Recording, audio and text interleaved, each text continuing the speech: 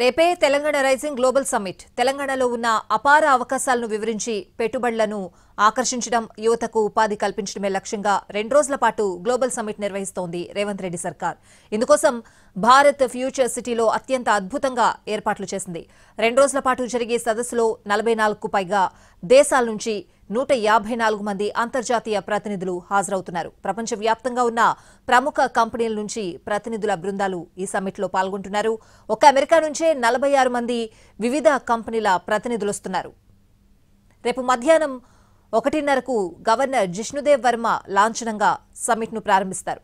సుమారు 2000 మంది దేశ విదేశీ అతిథులు ప్రారంభ వేడుకకు హాజరవుతున్నారు.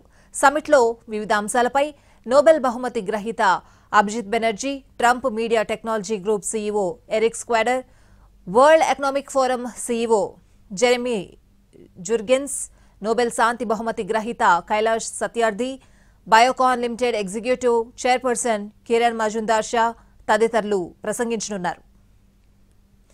మధ్యాహ్నం 2:30 గంటలకు సీఎం రేవంత్ రెడ్డి ప్రసంగం ఉంటుంది. తెలంగాణలో ప్రజాపాలన, పెట్టుబడుల అవకాశాలు, ప్రభుత్వం వైపు నుంచి అందించే సహకారం, విజన్ 2047 డాక్యుమెంట్ లక్ష్యాలు, భారత్ ఫ్యూచర్ సిటీపై ముఖ్యమంత్రి వివరిస్తారు. 2 రోజుల్లో మొత్తం 27 అంశాలపై సెషన్లు జరుగుతాయి. ఇందుకు వీలుగా సెమినార్ హాళ్లను అధికారులు సిద్ధం చేశారు. అంతర్జాతీయ, దేశీయ అతిథులు, పెట్టుబడిదారులకు తెలంగాణతో పాటు హైదరాబాద్ ప్రత్యేకతలు తెలిపేలా ప్రచార సామగ్రిని సిద్ధం చేశారు. ఎయిర్పోర్ట్ నుంచి ఫ్యూచర్ సిటీలో వేదిక వరకు వివిధ రూపాల్లో వీటి ప్రదర్శన ఉంటుంది.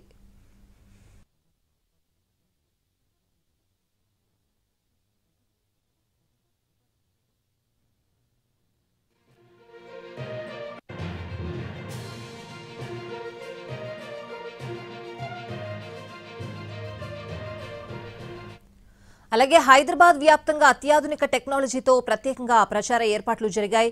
Lighting projection, 3D projection, mapping, airport approach రోడ్లో LED స్క్రీన్స్తో విభిన్న ప్రదర్శనలు ఉంటాయి.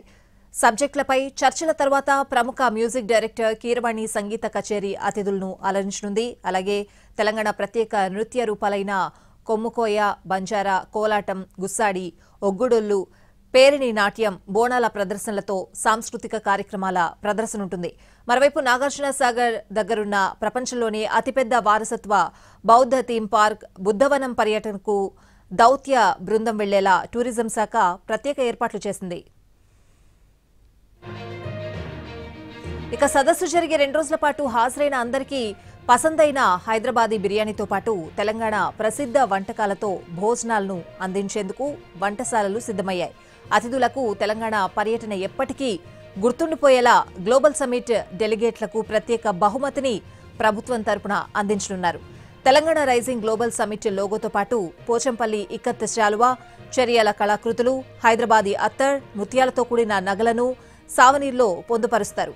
అలాగే తెలంగాణకే ప్రత్యేకమైన వంటలైన ఇప్పపువ్వు లడ్డు, సకినాలు, చెక్కలు, బాదం కీ జాలి, నువ్వుల ఉండలు, మక్క పేలాలతో కూడిన మరో ప్రత్యేక బాస్కెట్ను కూడా అతిథులకు అందించనున్నారు.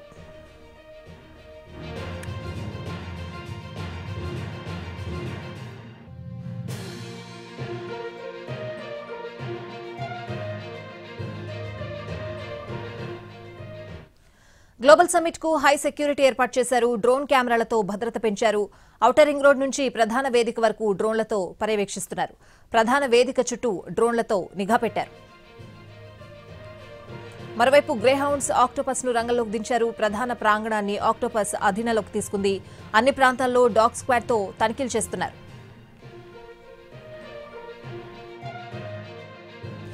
రెండు రోజుల గ్లోబల్ సమ్మిట్ కు పోలీసులు భారీ బందోబస్తు ఏర్పాటు చేశారు. 6000 మంది పోలీసులతో outer ring road exit number 14 నుంచి ప్రధాన వేదిక వరకు హై సెక్యూరిటీ ఏర్పాటు చేశామని రాచకొండ సిపి సుధీర్ బాబు చెప్పారు. ప్రధాన వేదికను ఇప్పటికే పోలీసుల అధీనంలోకి తీసుకున్నారు. సమ్మిట్ కొచ్చే వాహనాలను తనిఖీ చేసి అనుమతిస్తామని అంటున్నారు సిపి సుధీర్ బాబు.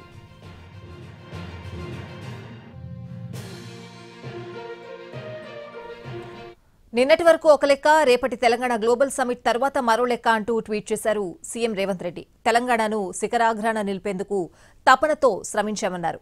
కొన ఊపిరితో ఉన్న నిరుద్యోగులకు కొలువుల జాతరతో కొత్త ఊపిరి పోశామని తెలిపారు.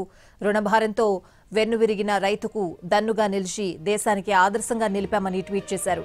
ఆడబిడ్డలకు ఆర్థిక మద్దతిచ్చి వ్యాపార రంగంలో నిలిపామని సీఎం రేవంత్ రెడ్డి ట్వీట్లో పేర్కొన్నారు.